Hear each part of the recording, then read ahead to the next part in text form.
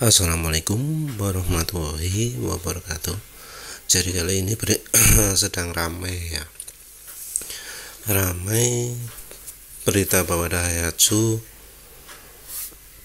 dan Toyota menghentikan pengiriman kendaraan yang dibuatnya ya, karena ditemukan adanya kesalahan prosedur oleh Daihatsu dalam proses sertifikasi aplikasi sertifikasi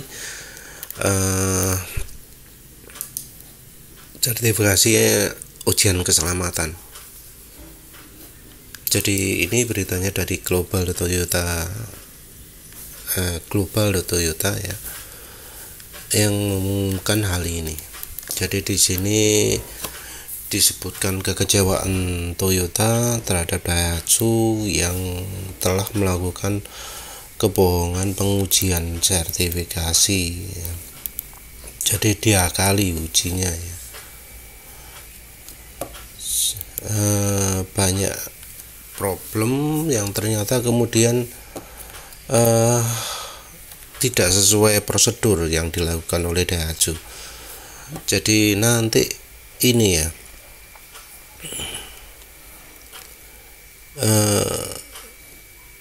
ada rencana untuk perubahan total terhadap organisasi Daihatsu. Jadi manajemennya, struktur organisasinya, sumber daya manusianya, dan kesadaran tiap karyawannya. Ini akan dilakukan perombakan besar-besaran di Daihatsu. Jadi ada rencana seperti ini, dan yang dari Daihatsu-nya juga ada, cuma enggak semarah yang di Toyota, karena ya memang jadi ditemukan beberapa kebohongan gitu ya. Jadi butuh ada reformasi.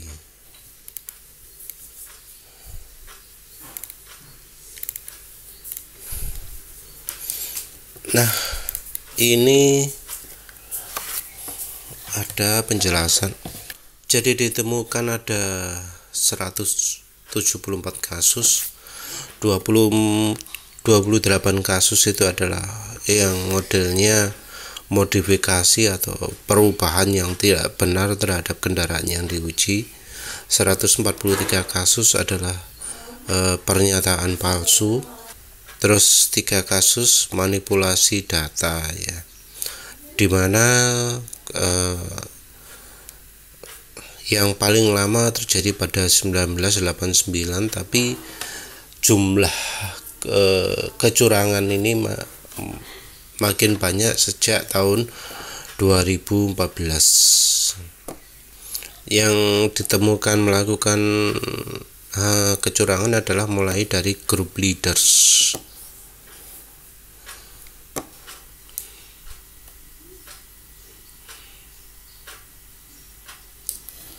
Nah ini ya yang ditemukan kecurangannya. Jadi ada orang yang melakukannya itu merubah kendaraannya atau alat ujinya. Terus pernyataan palsu, memberikan informasi yang salah ya. Terus yang ini datanya yang dibuat salah.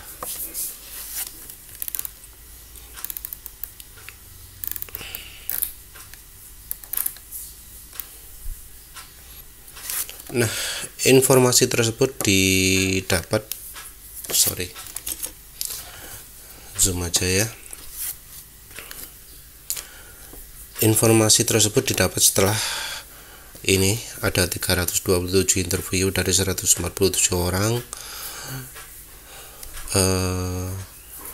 Ya habis ini ya, survei juga,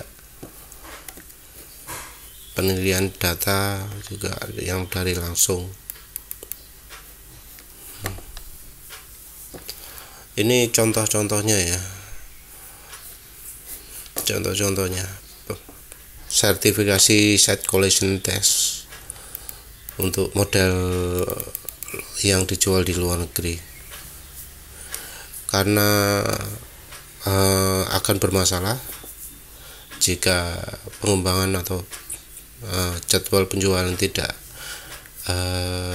dilaksanakan, tidak dipenuhi karena kegagalan sertifikasi. Orang yang melakukan sertifikasi itu merubah kendaraan yang diuji sehingga kendaraannya bisa lulus tes. Jadi biar ujinya itu cepat, nggak telat dari jadwal, kendaraannya dimodifikasi sehingga bisa lulus tes. Ini terjadi pada Yaris, Axia, Agya, atau satu model lagi yang sedang dikembangkan mulai dari April 2023. Parah ya, site collision test ya. Jadi kendaraannya diakali, bukan jujur-jujuran berarti artinya ya. Terus ini yang sudah diuji itu adalah bagian kiri ya, ada saksi-saksi juga. Nah,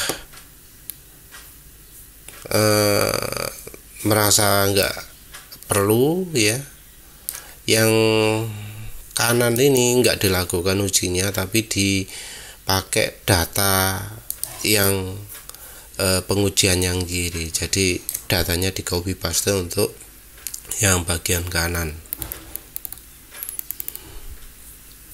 Ini ada pada saat pengembangan, pada saat pengujian ya, ECU-nya airbag itu masih belum jadi ya, belum ada.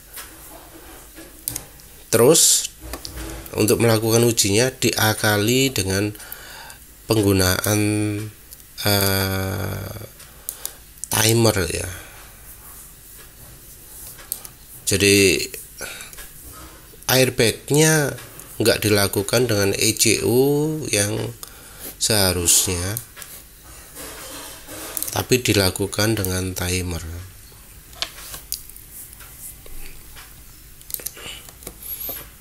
Jadi hasilnya tidak layak ya, karena yang menguji yang diuji bukan dari ECU-nya, tapi langsung pakai timer ya, beda dari kendaraan uji massalnya. Jadi ini juga sama, yang sudah diuji yang bagian penumpang, nggak ada waktu untuk uji bagian driver karena dianggap sama. Hasil dari uji drivernya dipalsukan.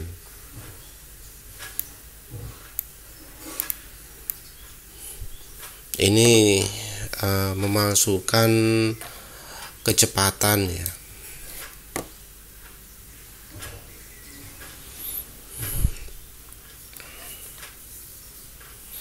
Jadi karena dianggap kalau terlalu cepat bakal membuat ujinya itu buruk, selama ujinya itu tidak menghasilkan apa-apa, dinyatakan bahwa kecepatannya dipalsukan sehingga kelihatan hasil ujinya itu baik dan sesuai dengan sertifikasinya. Ini dimana pengujian mengharuskan tekanan angin ban disesuaikan dengan spesifikasi tambah 20 kPa, tapi kemudian mereka melaporkan tekanan angin yang palsu. Ini untuk truk. Ini juga ada.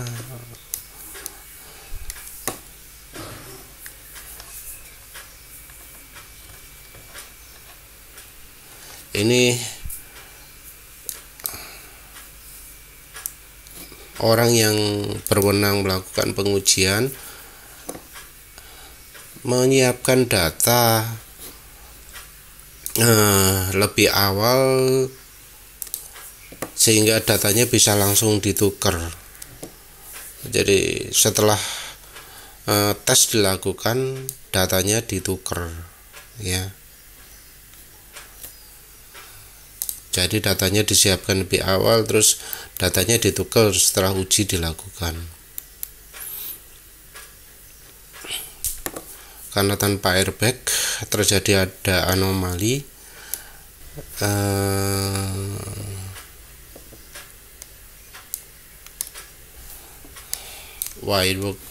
ini beda lagi ya.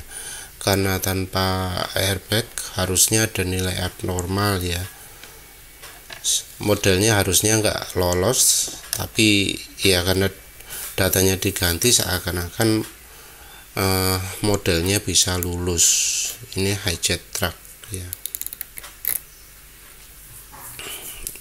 hijet yang tanpa airbag. Nah, ini dijelaskan juga mengapa kok itu terjadi. Yang pertama adalah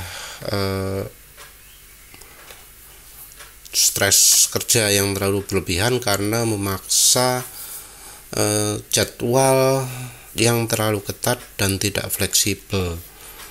Ini alasan pertamanya. Jadi makanya yang bagian uji, wah pokoknya yo caranya cepet gitu ya. Ini manajer tidak melakukan observasi secara langsung ya. Jadi hanya grup leadernya saja yang bagian mengawasi. Sudah nggak ada konsultasi, nggak ada pelaporan yang bagus. Dan yang paling penting adalah ketika manajernya ternyata tidak paham dengan model dengan praktek sertifikasi. Jadi aneh ya, mengapa orang yang tidak mampu untuk melakukan tidak tahu caranya sertifikasi bisa jadi manajer mereka. Jadi ini sesuatu yang fatal ya. Mengapa manajernya itu justru nggak ngerti apa yang harus dilakukan pada saat sertifikasi. Ini artinya manajernya adalah orang yang salah. Ini berarti ada kekeliruan, ada yang betul-betul salah pada proses pengangkatan manajernya.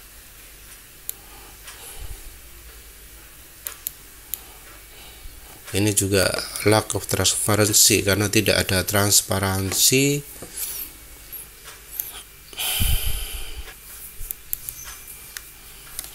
karena datanya terlalu terspesialisasi, orang lain ya susah lihat. Juga ini ada kekurangan pemahaman terhadap peraturan ya. Terus ini delusional, ini kayak diabaikan gitu ya, cuek, nggak terlalu peduli untuk bisa mendapatkan hasil yang benar ya. They lost the normal sense. Jadi orang yang melakukan itu menganggap bahwa laporan nggak benar atau salah itu no problem. Ini sesuatu yang sangat memprihatinkan, karena ini terjadi di perusahaan Jepang. Ini juga alasan-alasan mengapa kok manajernya nggak bisa tahu ya. Tapi ya itu tadi loh yang aneh itu, yang tadi itu manajernya nggak tahu, manajernya nggak punya kemampuan dengan pengujian yang dilakukan itu tuh parah. Ini manajer kok nggak tahu itu ya. Terus mengapa orang itu kok bisa jadi manajer? Ini jelas ada kesalahan pada sistem pengangkatannya itu ya. Harusnya orang kayak begitu kan nggak jadi manajer ya. Jadi ini disebut yang jadi sumber utamanya ya, terlalu mementingkan pengembangan jangka pendek tanpa melakukan pencegahan terhadap adanya kecurangan ya. Ini juga Daihatsu style ya, ada Daihatsu style itu disebut bisa mengembangkan secara singkat sebagai faktor pembeda, tapi ya ternyata menunjukkan banyak kecurangan. Jadi ya Daihatsu style ini sesuatu yang ternyata buruk ya.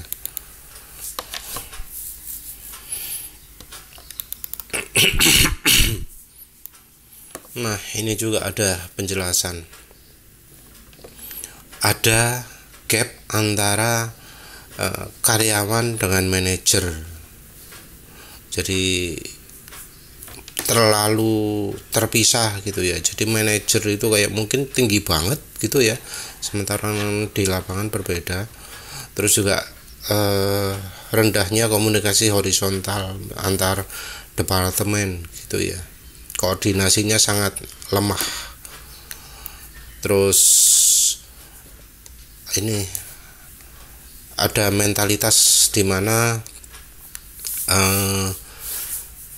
banyak menyalahkan tuduhan kalau orang yang melakukannya itu melakukan kesalahan. Jadi ya ini kayaknya ada budaya nggak boleh salah di Daihatsu.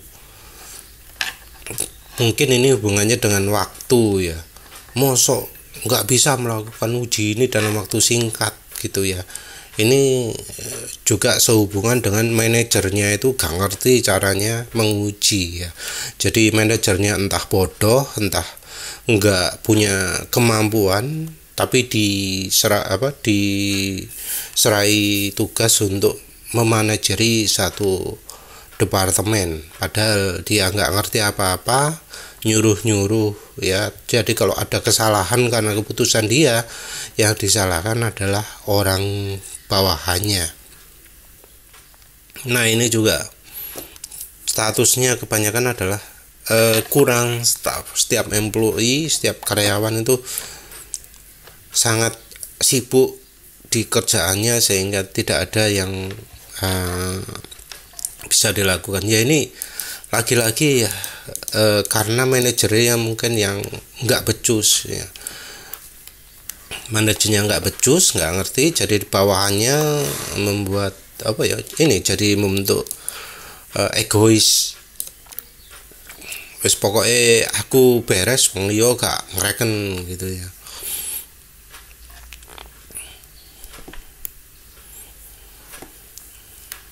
Jadi ini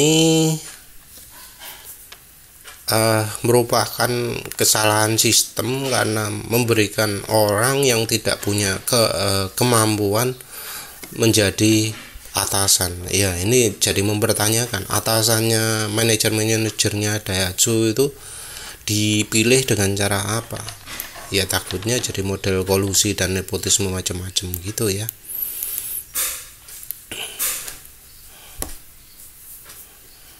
Ini jadi harus di fresh start ya, di organisasi ulang ini.